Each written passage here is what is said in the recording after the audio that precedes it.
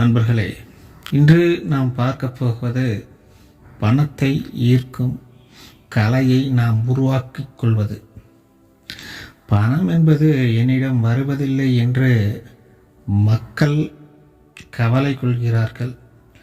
ஏன் என்னிடம் மட்டும் வருவதில்லை, ஏன் என்னிடம் தங்குவதில்லை என்று நினைக்கிறோம். சாதாரண வாழ்க்கையில் இருப்பவர்கள் கூட நினைக்கிறார்கள். பணம் வந்தாலும் என்னிடம் இருப்பதில்லை, அது ஏதோ ஒரு காரணத்தினால் அது சென்று விடுகிறது அல்லது இழப்பு ஏற்படுகிறது. இன்னும் சொல்லப்போனால் அந்த பணத்தை ஈர்க்கும் சக்தி எனக்கு இல்லை என்று நாம் நினைக்கிறோம். அப்படியல்ல நண்பர்களே, பணம் என்பது ஒருவரிடமே வந்து கொண்டிருப்பது அல்ல, அனைவருக்கும் பொதுவானது என்பதை முதலில் நாம் தெரிந்து கொள்ள வேண்டும். இப்போது ஒருவர் மாதத்தில் சம்பளம் வாங்குகிறார், மாதம் சம்பளம் வாங்குகிறார். 10,000 என்று வைத்துக் கொள்ளுங்கள். அந்த 10,000-ஐ நீங்கள் முழுவதுமாக செலவு செய்துவிட்டு என்னிடம் ஒன்றும் இல்லை என்று அடுத்த வாரத்திலே சொல்லும்போது என்ன ஆகிறது? மீதியுள்ள 3 வாரங்களில் உங்களிடம் பணம் இருப்பதில்லை. நிச்சயமான உண்மை இதுதான். அப்படி இருக்கக்கூடாது. பணம் வந்தவுடன் பணத்தை நீங்கள் பிரித்து கொள்ளுங்கள். அதாவது ஏற்கனவே உங்களுக்கு நிறைய செலவுகள் இருக்கும், அல்லது மாத தவணைகள் இருக்கலாம், எது வேண்டுமானாலும் இருக்கலாம். பணத்தை முதலில் சேமிக்க வேண்டும். அப்படி பணத்தை நாம் சேமிக்கும் பழக்கத்தை உருவாக்கும் போதுதான் பணம் நமக்கு தேவையான நேரத்தில் நம் கையில் இருக்கும். ஒரு எது வாழ்க்கையில் உடனடியாக பணம் தேவைப்படுகிறது என்ற ஒரு காலகட்டத்திலும் கூட நமக்கு அந்த பணம் உதவி செய்யும். ஆகவே நீங்கள் ஒரு மாத சம்பளத்தை எடுத்துக்கொள்ளுங்கள். அதில் 2ஆக பிரித்தாலும் சரி, 4ஆக பிரித்தாலும் சரி, ஒரு சிறு தொகையை நீங்கள் மாதம் சேர்த்து வைக்க வேண்டும். அப்படி சேர்த்து வைக்கும்போது ஒரு வருடத்திற்கு நீங்கள் சேர்த்தும் போது என்ன ஆகிறது? ஒரு மாதத்திற்கு 2,500 சேர்த்தினால் எவ்வளவு ஆகிறது என்ற கணக்கு செய்து கொள்ளுங்கள். 25,000 ரூபாய் ஆகிறது. அந்த பணத்தை நீங்கள் முதலீடு செய்யலாம் அல்லது உங்களுடைய தொழிலுக்கு பயன்படுத்தலாம். இப்படித்தான் நாம் செய்து கொள்ள வேண்டும். பணம் அப்போதுதான் சேர ஆரம்பிக்கும். அதாவது பணம் நம் கையில் இருக்கும்போது தான் ஒரு தைரியமும் நமக்கு பிறக்கும். பணம் இருக்கிறது, எது வந்தாலும் பார்த்து கொள்ளலாம். ஒரு உடலோ சரியில்லை, ஏதோ ஒரு அவசர பொருளோ தேவையோ வீட்டு தேவையோ இருந்தாலும் கூட இதை நாம் வாங்கி கொள்ளலாம் என்று ஒரு தைரியம் பிறக்கும். பணம் இருந்தால் ஒரு தைரியமும் நிச்சயமாக அனைவருக்குமே இருக்கும். பார்த்துக்கலாம், வாங்கி கொள்ளலாம் என்று. ஆனால் பணம் இல்லாத காலகட்டத்தில் ஒரு செலவு வந்துவிட்டால் நாம் என்ன செய்கிறோம்? ஐயையோ பணம் இல்லையே என்று கவலைப்படுகிறோம். அந்த கவலையிலே மீண்டும் மீண்டும் நாம் குழப்பிக்கொண்டே இருந்தால் மனம் குழம்பிக்கொள்ளும். அதாவது பணத்தை ஈர்க்கும் ஆற்றல் என்னிடம் இல்லை என்று நாம் மனதில் பதிய வைத்துக் கொள்கிறோம். இது ஒரு சிறிய வேலைதான், சேமிப்பு பழக்கம். அதாவது சேமிக்காமல் உங்களுக்கு சேமிக்கக்கூடிய அந்த பழக்கம் இல்லாமல் பணத்தை ஈர்க்கும் ஆற்றல் வருவதற்கு உங்களுக்கு வாய்ப்பே கிடையாது. இப்போது ஒரு அதிர்ஷ்டம் என்று எடுத்துக்கொள்ளுங்கள். அதிர்ஷ்டமாக உங்களுக்கு ஒரு 10 லட்சம் ரூபாய் கிடைக்கிறதே என்று வைத்துக் கொள்ளுங்கள். அந்த பணத்தை நீங்கள் என்ன செய்வீர்கள்?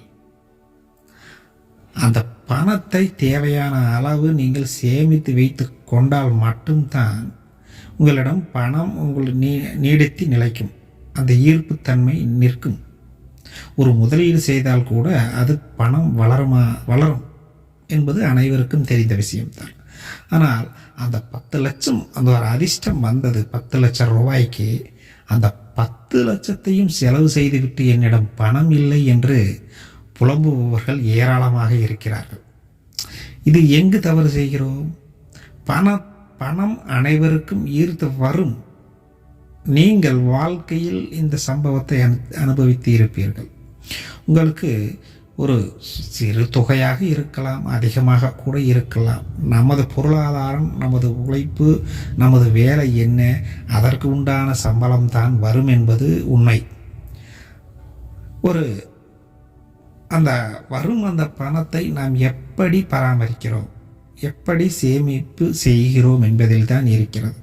அந்த சேமிப்பு பழக்கம் நிச்சயமாக இருந்தால் மட்டும்தான் உங்களுக்கு பணம் ஈர்ப்பு வரும். ஏனெனில் பணம் உங்களிடம் அந்த வங்கி கணக்கிலோ அல்லது வீட்டிலோ இருக்கும்போது தானாகவே ஒரு தனித்திறன் உண்டாகும். அந்த திறமையை ஏற்கனவே கூறிவிட்டோம். நமக்கு முதலில் பயம் விலகும், பணம் இல்லையே என்ற கவலை விலகும், ஒரு தைரியம் பிறக்கும். எது வந்தாலும் பார்த்து கொள்ளலாம் என்று இதையெல்லாம் முன்பே பார்த்து விட்டோம்.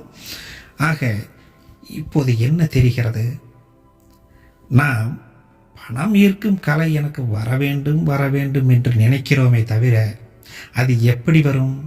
தானாக வருமா? மனதில் பதிய விட வேண்டும். மனதில் பதிய விட்டாலும் கூட ஒரு முறைப்படி செய்ய வேண்டும். எப்படி முறைப்படி செய்வது? முதலில் மனதில் பணத்தை தங்க வைக்க வேண்டும். எப்படி தங்க வைப்பது? அதற்குத்தான் சேமிப்பு வழிமுறையை கூறினேன். இப்போது தெரிகிறதா? முதலில் சிறு சிறு தொகையை சேமித்து பழகும்போது மனம் ஒரு தன்னம்பிக்கை பிறக்கும். பணம் இருக்கிறது, எதை வேண்டுமானாலும் வாங்கி கொள்ளலாம், எதற்கும் பயப்பட தேவையில்லை என்ற அந்த ஒரு உத்வேகம் உருவாகும் போதுதான் உங்களுக்கு மீண்டும் பணம் சேருவதற்கான ஈர்ப்பு சக்தி தானாகவே உருவாகிறது. உங்களுக்கு அந்த பயம் விலக வேண்டும், அந்த கவலை நீங்க வேண்டும். அதாவது ஒரு தாகம், ஒரு அந்த உணர்வில் இருந்து மாற வேண்டும் என்றால் எப்படி மாறும்? தானாக எப்படி மாறும்? எப்படி மாறும் நண்பர்களே, சொல்லுங்கள். பணத்தை நான் ஈர்க்க வேண்டும் என்று சொல்கிறீர்கள், ஆனால் அதற்கு உண்டான வழிமுறை என்ன, ஆரம்பம் என்ன, முதல் படி என்ன? அதை செய்தால்தான் கிடைக்கும்.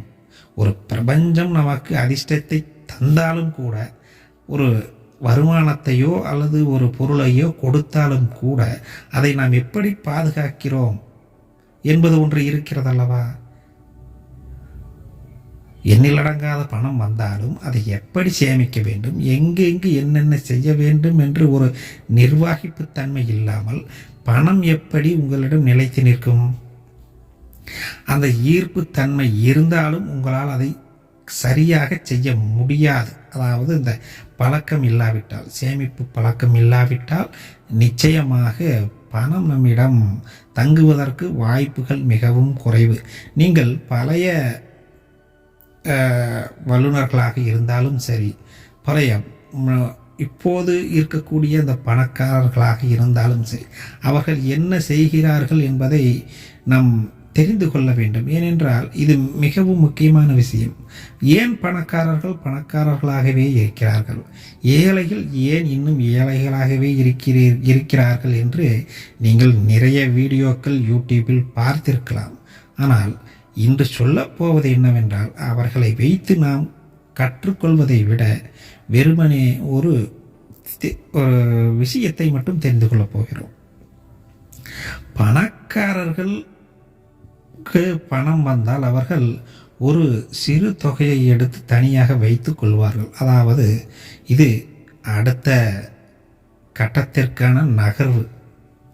ஆனால் நாம் என்ன செய்கிறோம்? பணம் வந்தவுடன் ஆடம்பரமாக செலவு செய்துவிட்டு பணம் இல்லை என்று சொல்கிறோம்.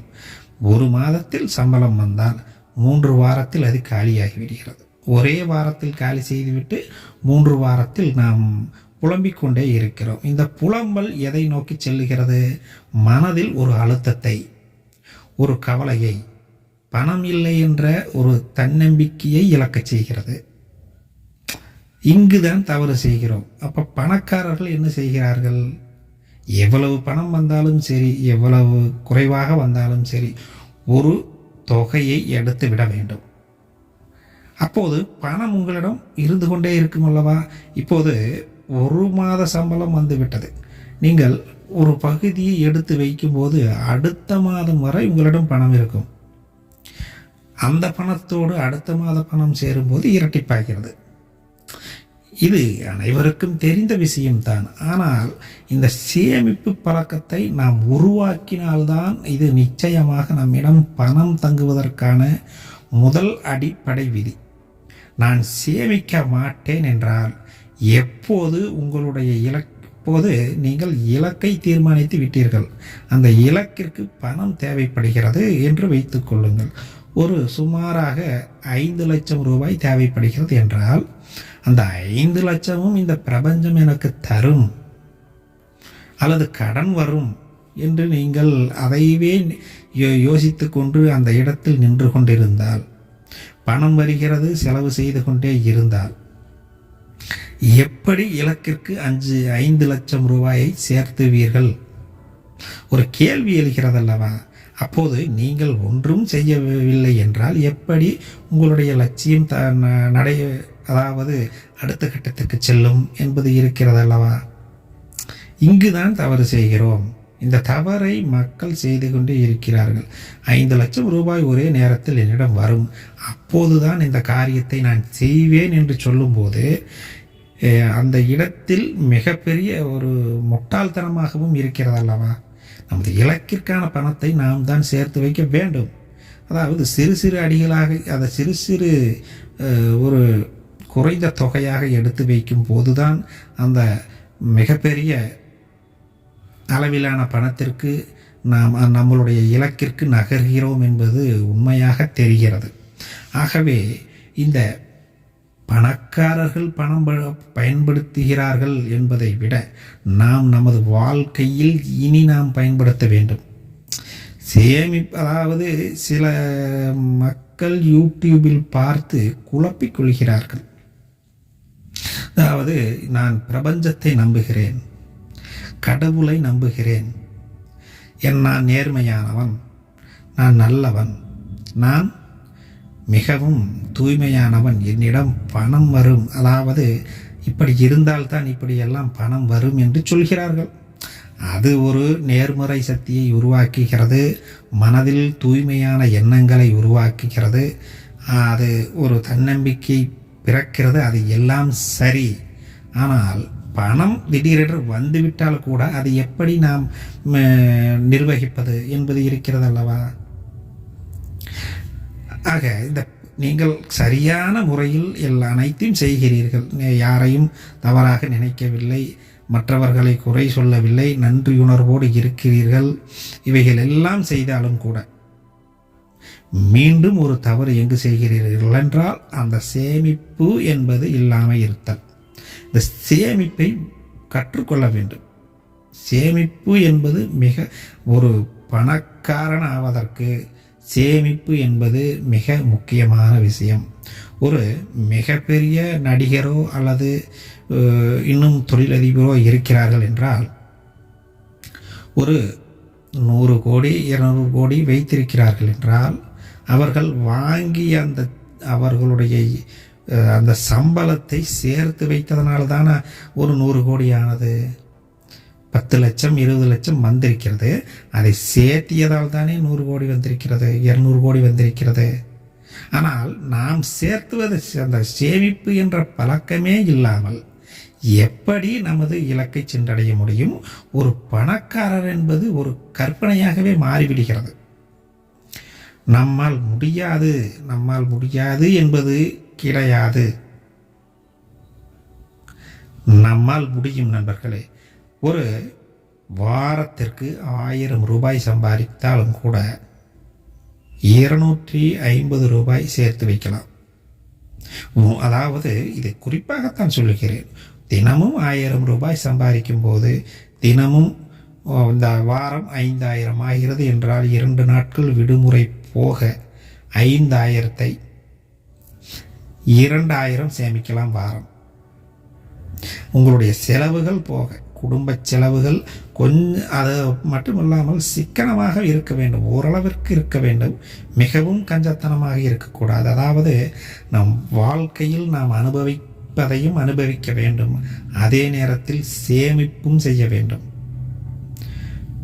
அந்த சேமிப்பு பழக்கம் இருந்தால் மட்டும்தான் நீங்கள் முன்னேறவோ அல்லது பணத்தை ஈர்க்கும் ஆற்றலோ உங்களிடம் வருவதற்கு 100% தகுதி நீங்கள் பெறுவீர்கள். நான் பிரபஞ்சத்தை உணர்கிறேன், நான் அந்த நேர்மையாக இருக்கிறேன். இவைகளெல்லாம் உங்களுக்கு பணக்காரர் ஆவதற்கு உதவாது. பணக்காரர் ஆக வேண்டும் என்றால் உங்களுடைய பணத்தை சேமிக்க வேண்டும்.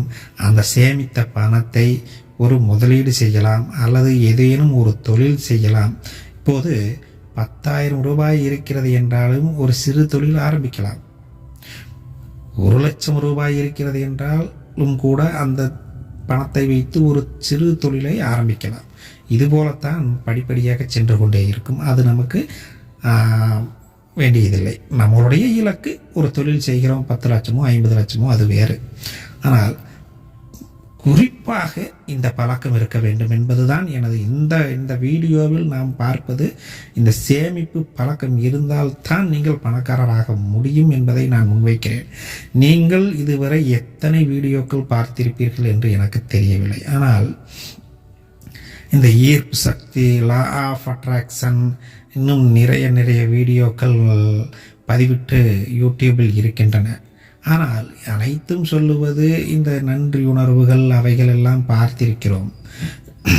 இவைகள் இரண்டையும் குழப்பக்கூடாது. இது சொல்வது ஒரு சேமிப்பு பழக்கம் மட்டும்தான். நீங்கள் அந்த ஒரு ஸ்பிரிச்சுவாலிட்டி என்று சொல்லக்கூடிய ஆன்மீகத்தையும் இந்த பண ஈர்ப்பையும் சேர்த்து வைத்து கொண்டு பார்க்கிறீர்கள் என்றால் அது உங்களுடைய ஒரு மனதிற்கு தேவையான ஒரு ஆறுதலையும் ஒரு தன்னம்பிக்கையையும் உருவாக்கும். ஆனால் பணத்தை உங்களால் சேமித்தால் மட்டும், அந்த பழக்கம் இருந்தால் மட்டும்தான் உங்களால் நிச்சயமாக பணத்தை ஈர்த்து மீண்டும் மீண்டும் நமது லட்சியத்திற்கு அடிமேல் அடி எடுத்து செல்ல முடியும் நண்பர்களே. இது நிச்சயமான உண்மை. அதாவது எவ்வளவு நல்லவராக இருந்தாலும் என்னிடம் பணம் இல்லை என்று ஒருவர் கவலைப்படுகிறார் என்றால் அதற்கு காரணம் என்ன? நான் மாதம் முழுவதும் வேலை செய்கிறேன், ஆனால் மாத கடைசியில் என்னிடம் ஒன்றும் இல்லை என்று சொல்ல அதற்கு யார் காரணம்? நீங்கள் நம்பும் பிரபஞ்சமாக இருந்தாலும் சரி, உறவினர்களாக இருந்தாலும் சரி, அவர்கள் என்ன செய்தார்கள் உங்களுக்கு? அவர்கள் உங்கள் பணத்தை வாங்கிவிட்டார்களா? அல்லது நீங்கள் வேறு ஏதேனும் செய்து விட்டீர்களா? ஒன்றும் செய்யவில்லை என்றால் பணம் இருக்க வேண்டும் அல்லவா? நீங்கள் ஆடம்பரமாக செலவு செய்துவிட்டு அனைத்தையும் தவறுகளையும் செய்துவிட்டு என்னிடம் பணம் சேரவில்லை, நான் பணக்காரனாக முடியாது என்று சொன்னால், ஆனால் உங்களுடைய ஆழ்மனதில் பணக்காரனாக வேண்டும் என்று இருக்கிறது. ஆனால் அதையே நாம் அந்த நேர்மறையையே திசை திருப்பி விடுகிறோம். அந்த முதலில் அந்த பண ஈர்ப்பு சக்தி வர வேண்டும் என்றாலே, ஒரு முதல் அந்த ஜீரோவிலிருந்து ஆரம்பிக்க வேண்டும் என்றாலே, முதல் % ஆரம்பிக்க வேண்டும் என்றாலே உங்களுக்கு அடிப்படை தேவை சேமிப்பு பழக்கம். இதைத்தான் இங்கு இந்த வீடியோவில் பதிவு செய்கிறேன். சேமிப்பு பழக்கம் இல்லாமல் எப்படி நீங்கள் கோடீஸ்வரர் ஆக முடியும்? கோடீஸ்வரர் எப்படி ஆக முடியும் நண்பர்களே? பணத்தை நான் சேர்க்க மாட்டேன், நான் எந்த ஒரு செயலையும் செய்ய மாட்டேன். ஆனால் இந்த பிரபஞ்சம் எனக்கு வாரி வாரி கொடுக்கும். இந்தந்த கடமைகளை நான் நித்திய கடமைகளை செய்கிறேன், இந்தந்த பயிற்சிகளை செய்கிறேன், கண்களை மூடி தியானம் செய்கிறேன் என்று சொல்கிறீர்கள். அதுவரை மனதை கட்டுப்படுத்தி வைக்கிறீர்கள், சரி. ஆனால் மனதிற்கு உள் ஒரு நம்பிக்கை பிறக்க வேண்டும். பணம் என்னிடம் இருக்கிறது, ஒரு சிறிய தொகை, உங்களோட மாத வருமானத்தில் ஒரு பங்கு. அந்த பங்கை எடுத்து வைத்து கொண்டால் தான் அந்த தன்னம்பிக்கை பிறப்பதற்கு 100% வாய்ப்பு இருக்கிறது என்று நான் கூறுகிறேன். இந்த வீடியோவில் நாம் பார்த்திருப்பது இதுதான். எந்த ஒரு மனிதரும் நாம் மிகப்பெரிய கோடீஸ்வரன் ஆக வேண்டும் என்பது இல்லை. அதாவது நம்மளுடைய இன்றைய பொருளாதாரம் என்ன, நம்மளுடைய அதாவது செலவு பழக்க வழக்கங்கள் என்ன, அதை பொறுத்து ஒவ்வொரு பணக்கார நிலைகளும் மாறுகிறது என்பதையும் நீங்கள் இந்த இடத்தில் தெரிந்து கொள்ள வேண்டும். எப்படி என்று நாம் இந்த அடுத்த வீடியோவில் பார்க்கலாம். என்ன என்றால், எவ்வளவு பணம் இருந்தால் நான் பணக்காரன், இந்த மனநிலையிலிருந்து நாம் மாற வேண்டும். ஒரு சிறு தொகையாக இருந்தாலும் அந்த பொருளாதாரம் தான் நமக்கு பணநிலையை உருவாக்கி தருகிறது. இதை பற்றி முழுமையாக நாம் அடுத்த வீடியோவில் நிச்சயமாக பார்ப்போம். உங்களுடைய கருத்துக்களை தயவு செய்து பதிவு செய்யுங்கள். அப்போதுதான் எனக்கு அடுத்தடுத்த பதிவுகளுக்கு மிகவும் உதவியாக இருக்கும். நாம் மீண்டும் சந்திக்கலாம், தொடர்ந்து பயணிக்கலாம். நன்றி, வணக்கம்.